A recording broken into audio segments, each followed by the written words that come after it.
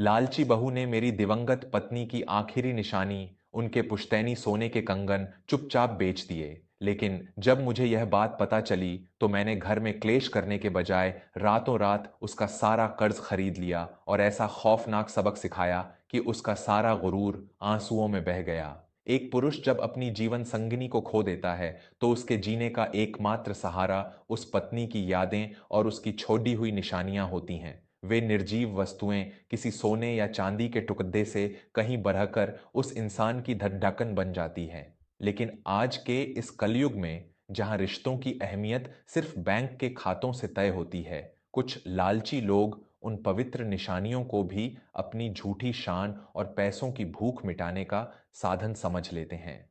बुजुर्गों की खामोशी को उनकी कमजोरी समझने वाले यह भूल जाते हैं कि जब एक अनुभवी इंसान अपने आत्मसम्मान के लिए पलटवार करता है, तो वो कोई शोर नहीं मचाता, बल्कि वो सीधे घमंड की जड़ों पर ऐसा वार करता है कि इंसान ताउम्र उठने लायक नहीं रहता। केदारनाथ जी शहर के एक बहुत ही प्रतिष्ठित और सेवानिवृत्त बैंक अधिकारी थे। उनका जीवन अनुशासन और ईमानदारी की एक मिसाल था। उनकी पत्नी रेवती एक बहुत ही संस्कारी और ममतामयी महिला थीं, जिनका कुछ वर्षों पूर्व एक गंभीर बीमारी से देहांत हो गया था। रेवती अपने पीछे केदारनाथ जी के लिए अनगिनत यादें और अपनी एक आखिरी निशानी छोड़ ढाक गई थीं। शुद्ध सोने के दो बहुत ही भारी और प्राचीन कंगन। वे कंगन रेवती की परदादी के जमाने के थे। रेवती ने मरते समय केदारनाथ जी से कहा था कि वे इन कंगनों को अपनी होने वाली बहू को एक आशीर्वाद के रूप में सौंप दें।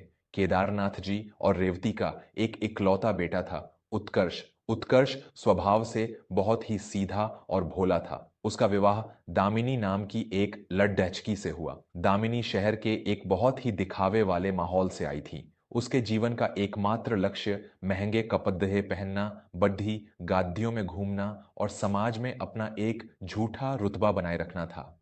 उसने शहर के सबसे महंगे इलाके में महिलाओं के परिधान, महंगे कपड़ों का एक बहुत बड़ा व्यापार शुरू किया था। उत्कर्ष अपनी पत्नी के प्यार में अंधा था और उसकी हर बात को बिना सोचे समझे मान लेता था। केदारनाथ जी ने अपनी पत्नी की आखिरी इच्छा का सम्मान करते हुए विवाह के कुछ दिनों बाद ही वे बेशकीमती कंगन दामिनी को सौंप दिए थे। दामिनी ने उन कंगनों की प्राचीन कलाकारी को देखकर मुंह बनाया था, लेकिन उनके भारी वजन और सोने की कीमत को देखकर वह उन्हें तुरंत अपनी अलमारी में छिपाकर रख चुकी थी। केदारनाथ जी को लगा कि उनकी पत्नी की अमानत अब सुरक्षित हाथों में है, लेकिन सच्चाई कुछ और ही थी। दामिनी का व्यापार बाहर से जितना चकाचौंध भरा दिखता था, अंदर से वह उतना ही खोखला हो चुका था। अपने अत्यधिक खर्चों और व्यापार को बिना अनुभव के चलाने के कारण दामिनी बाजार के कई बड्ढे साहूकारों के भारी कर्ज में डूब चुकी थी। उसका सबसे बड़ा कर्ज शहर के एक बहुत ही निर्दयी और नामी साहूकार सेठ कुंदन लाल का था। दामिनी पर कुंदन लाल के लगभग 60 लाख रुपए बकाया थे और सेठ कुंदन लाल उसे हर दिन धमकियां दे रहा था कि अगर उसने पैसे नहीं चुकाए, तो वह उसकी दुकान और घर दोनों नीलाम करवा देगा। उत्कर्ष को इस बात की कोई भनक नहीं थी, क्योंकि दामिनी ने यह सब उससे बहुत ही चालाकी से छुपा कर रखा था। जब सेठ कुंदन लाल का दबाव बहुत बढ़ गया और दामिनी को अपना व्यापार डूबता हुआ नजर आया, तो उसकी लालची और स्वार्थी नजरों ने उस तिजोरी की तरफ देखा जहां रेवती के वो पवित्र कंगन रखे हुए थे। दामिनी ने बिना किसी शर्म या संकोच के एक दिन चुपचाप वो असली सोने के कंगन शहर के एक सुनार को बेच दिए। सुनार ने उस प्राचीन सोने के बदले दामिनी को एक बहुत बड़ी रकम दी, जिससे दामिनी ने सेठ कुंदन लाल के कर्ज की एक बड़ी किश्त चुका दी और अपने व्यापार को कुछ दिनों के लिए नीलाम होने से बचा लिया। अपनी इस चोरी को छुपाने के लिए दामिनी ने बाजार से बिल्कुल वैसे ही दिखने वाले नकली आर्टिफिशियल कंगन खरीदे और उन्हें उसी डिब्बे में वापस रख दिया, ताकि अगर कभी केदारनाथ जी उन कंगनों को देखना चाहें तो उन्हें कोई शक न हो। रेवती की पुण्यतिथि बरसी का दिन आ गया। केदारनाथ जी सुबह सुबह स्नान करके अपनी पत्नी की तस्वीर के सामने बैठे थे।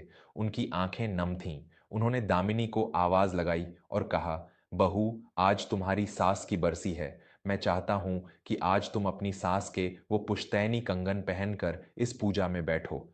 उन्हें लगेगा कि उनकी अमानत का पूरा सम्मान हो रहा है। दामिनी घबरा गई, लेकिन उसने अपने चेहरे पर एक झूठी मुस्कान लाते हुए कहा, जी पिताजी, मैं अभी पहन कर आती हूं। वह अपने कमरे में गई और वहीं नकली कंगन पहनकर बाहर आ गई।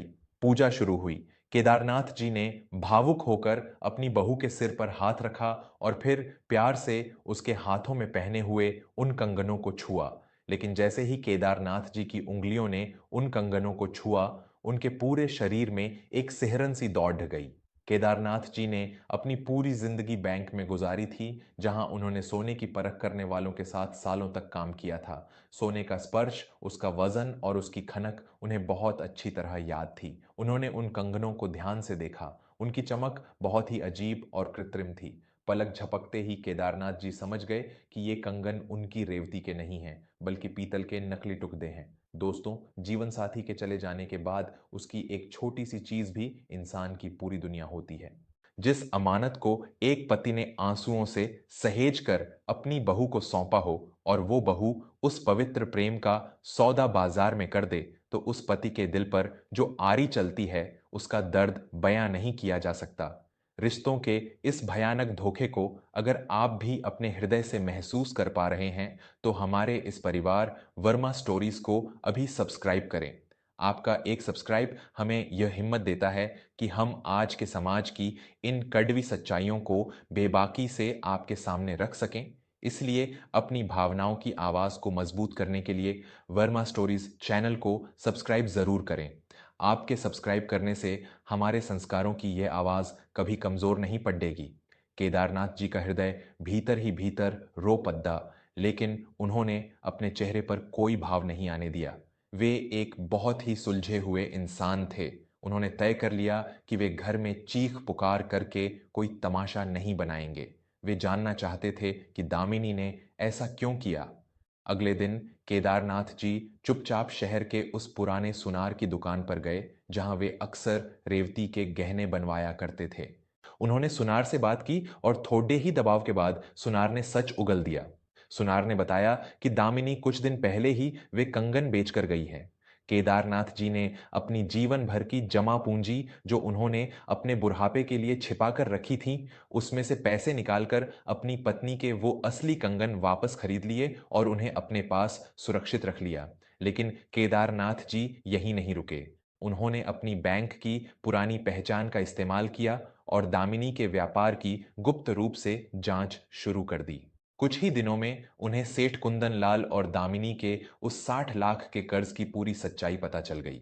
केदारनाथ जी को समझ आ गया कि उनकी बहू दौलत के नशे में इस कदर डूब चुकी है कि वह अपने झूठे व्यापार को बचाने के लिए घर की इज्जत नीलाम कर रही है। एक शांत और अनुभवी पुरुष का क्रोध तूफान से भी ज्यादा भयानक होता है। केदारनाथ जी ने एक ऐसा खौफनाक चक्रव्यूह रचा जिसकी कल्पना दामिनी ने सपने में भी नहीं की होगी। केदारनाथ जी सीधे सेठ कुंदन लाल के पास पहुंचे। सेठ कुंदन लाल केदारनाथ जी की इज्जत करता था।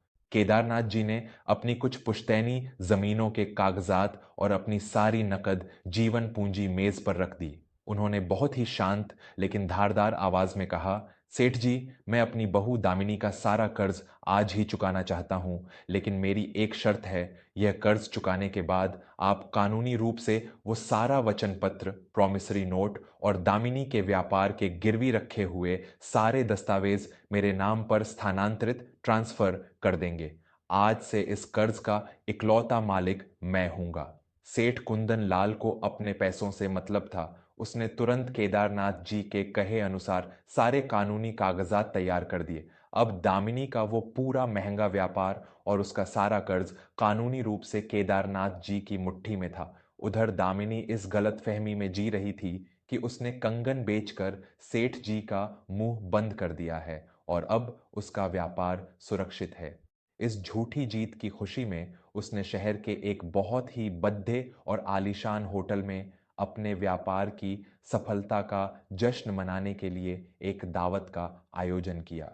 जब इंसान अपने गुरूर और धोखे के नशे में उड्डड़िचता है, तो उसे लगता है कि उसकी चालाकियों को कोई नहीं देख रहा। लेकिन प्रकृति का न्याय बहुत खामोश होता है। जो बुजुर्ग चुपचाप आपका हर तमाशा देख रहे होते हैं, उनके पास आपको मिट्टी में मिलाने का वो अनुभव होता है जिसके आगे बड्ढे बड्ढे घमंड राख हो जाते हैं। अगर आपको भी लगता है कि दामिनी के इस अहंकार का टूटना बहुत जरूरी है और केदारनाथ जी का यह शांत रूप काबिले तारीफ है, तो वर्मा स्टोरीज से जुड़ा कर हमारा हौसला बढ़ाएं। चैनल को अब भी सब्सक्राइब करें ताकि लालच और अहंकार को तोड़ने वाली ये कहानियां हर घर तक पहुंच सकें। आपका एक क्लिक हमारी बहुत बड़ी ताकत है। कृपया वर्मा स्टोरीज को सब्सक्राइब जरूर करें। दावत वाली शाम, होटल का हॉल शहर के रईसों, व्यापारियों और दामिनी के घमंडी दोस्तों से भरा हुआ था। दामिनी ने लाखों रुपए का विदेशी गाउन पहना हुआ था और वह पूरे घमंड में सीना ताने घूम रही थी। उत्कर्ष भी अपनी पत्नी की इस सफलता पर गर्व महसूस कर रहा था। केदारनाथ जी अपने साधारण से कपड़ेहों में हॉल के एक कोने में बैठे सब कुछ बहुत खामोशी से देख रहे थे। दामिनी की नजर अपने ससुर पर पड़ दीछी। वह अपनी कुछ सहेलियों के साथ उनके पास आई और बहुत ही व्यंग्यात्मक लहजे में बोली, पिताजी, आप इस कोने में क्यों बैठे हैं? आज आपकी बहू का व्यापार शहर का सबसे बड़ा व्यापार बन गया है। आपने तो कभी सोचा भी नहीं होगा कि आपके इस साधारण से घर में एक दिन इतनी सफल और अमीर औरत आएगी। आपकी वो पुरानी सोच अब इस आधुनिक दुनिया में काम नहीं आती। देखिए, मैंने अपनी बुद्धि से सब कुछ कितना शानदार कर दिया है। केदारनाथ जी ने अपनी जगह से उठते हुए एक बहुत ही सर्द मुस्कान के साथ कहा, बिल्कुल सही कह रही हो बहू। तुम्हारी बुद्धि और तुम्हारी इस सफलता का जश्न तो पूरे समाज के सामने मनाया जाना चाहिए। चलो, आज मंच पर चलते हैं। दामिनी को लगा कि उसके ससुर सबके सामने उसकी तारीफ करने वाले हैं। वह खुशी खुशी मंच पर चली गई। उत्कर्ष और बाकी मेहमान भी उनकी तरफ देखने लगे। केदारनाथ जी ने माइक हाथ में लिया। उनकी आवाज में कोई लड्डख दाहट नहीं थी, बल्कि एक ऐसी कड़क थी जिसने पूरे हॉल के शोर को एक पल में शांत कर दिया। आप सभी का धन्यवाद। आज मेरी बहू अपनी जिस सफलता और जिस व्यापार का जश्न मना रही है, मैं आज आपको उस व्यापार की असली नींव दिखाना चाहता हूं। केदारनाथ जी ने अपनी जेब से एक लाल रंग का मखमली डिब्बा निकाला। उन्होंने डिब्बा खोला और उसमें रखे वो असली पुश्तैनी कंगन सबके सामने हवा में लहरा दिए। दामिनी के पैरों तले से जमीन खिसक गई। उसका शरीर कांपने लगा। वो कंगन तो उसने सुनार को बेच दिए थे। केदारनाथ जी ने दहादहाते हुए कहा, ये मेरी स्वर्गीय पत्नी की आखिरी निशानी है, जिसे मैंने इस घमंडी औरत को एक पवित्र आशीर्वाद समझकर दिया था। लेकिन अपनी झूठी शान और अपने डूबते हुए व्यापार को बचाने के लिए इस औरत ने मेरी पत्नी की यादों को बाजार में नीलाम कर दिया और मुझे धोखे में रखने के लिए नकली कंगन रख दिए। उत्कर्ष अपनी जगह से हडबडाकर उठा। ये आप क्या कह रहे हैं पिताजी? दामिनी ऐसा कैसे कर सकती है? केदारनाथ जी ने अपनी दूसरी जेब से एक बड़ा सा लिफाफा निकाला और उसे सीधे दामिनी के मुंह पर दे मारा। और जिस व्यापार के घमंड में तुम चूर हो दामिनी, जरा इन कागजों को पढ़ लो। तुमने सेठ कुंदन लाल से 60 लाख रुपए का कर्ज लिया था। वो सारा कर्ज और तुम्हारे इस व्यापार की नीलामी के सारे कागजात मैंने रातों रात खरीद लिए हैं। आज से तुम्हारी इस दुकान, तुम्हारे इस झूठे व्यापार और तुम्हारे इस पूरे साम्राज्य का इकलौता मालिक मैं हूं। तुम पूरी तरह से कंगाल हो चुकी हो। यह सुनते ही पूरे हॉल में जैसे मौत का सन्नाटा छा गया। दामिनी के दोस्त और मेहमान हैरान रह गए। उत्कर्ष ने झपट कर वो कागज पढ़े और उसका चेहरा क्रोध से लाल हो गया। जिस पत्नी को वह देवी समझ रहा था, वह एक लालची और धोखेबाज औरत निकली, जिसने उसके ही पिता की पीठ में खंजर घोंपा था। उत्कर्ष ने आगे बढ़कर दामिनी के गाल पर एक जोरदार तमाचा जड्ढा। नीच औरत, तूने मेरे पिता के सम्मान और मेरी मां की निशानी को बेच दिया और मुझसे इतना बद्धा कर्ज छुपाया। दामिनी घुटनों के बल जमीन पर गिर पड़ी। उसका सारा गुरूर, उसकी वो लाखों रुपये की पोशाक का घमंड और उसका वो रुतबा एक ही पल में आंसुओं और घृणा के दलदल में डूब चुका था। वह रोते हुए केदारनाथ जी के पैरों में गिरने लगी। मुझे माफ कर दीजिए पिताजी। मैं अपनी झूठी शान के चक्कर में पूरी तरह अंधी हो गई थी। मेरा व्यापार वापस कर दीजिए, मैं एसटीडी चौक पर आ जाऊंगी।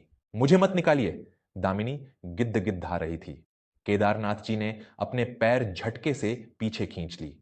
उनकी आंखों में कोई दया नहीं थी, केवल एक कठोर सत्य था। उन्होंने बहुत ही भारी आवाज में अपना आखिरी फैसला सुनाया। माफी इंसान की गलतियों की होती है दामिनी, लेकिन जो औरत अपनों की पवित्र निशानियों और उनके विश्वास का सौदा कर दे, उसके लिए किसी के दिल में कोई जगह नहीं होती। तुमने उस दिन सिर्फ कंगन नहीं बेचे थे, तुमने अपने इस घर के दरवाजे अपने लिए हमेशा के लिए बंद कर दिए थे। अब जाओ और उसी सड़क पर अपनी इस सफलता का तमाशा देखो, जहां तुमने मेरी पत्नी की यादों को नीलाम किया था। केदारनाथ जी ने उसी पल दामिनी का वो पूरा व्यापार कानूनी रूप से बंद करवा दिया और उसे हमेशा के लिए अपने घर से निकाल दिया। उत्कर्ष ने भी दामिनी से सारे रिश्ते तोड़ लिए। जो दौलत और दिखावा दामिनी को रातों रात महारानी बनाने वाला था, उसी अहंकार ने उसे एक ही रात में पूरी तरह से भिखारी बना दिया था। केदारनाथ जी ने अपने बेटे के साथ एक शांतिपूर्ण जीवन व्यतीत किया और अपनी पत्नी की उन निशानियों को हमेशा अपने दिल से लगाकर रखा। दोस्तों, माता पिता वो भगवान हैं जो हमारे लिए अपना सब कुछ दांव पर लगा देते हैं। उनकी दी हुई निशानियां किसी सोने या चांदी के मोल से नहीं, बल्कि उनके आशीर्वाद से तौली जानी चाहिए। जो संतान दौलत और दिखावे के नशे में उस आशीर्वाद का अपमान करती है, ईश्वर उसे इस धरती पर ही सबसे भयानक सजा देता है। अपनों का सम्मान करना सीखें, क्योंकि जब कर्मों का हिसाब होता है तो कोई भी चालाकी काम नहीं आती। अगर केदारनाथ जी के इस निडर, स्वाभिमानी और कड़ीढीहे फैसले ने आपके दिल में एक नई ऊर्जा और सम्मान की भावना जगाई है, तो वर्मा स्टोरीज को अभी सब्सक्राइब करें। अपने दोस्तों और परिवार के साथ इस वीडियो को इतना शेयर करें कि हर किसी को यह सीख मिल सके कि लालच और विश्वासघात का अंत हमेशा विनाशकारी होता है।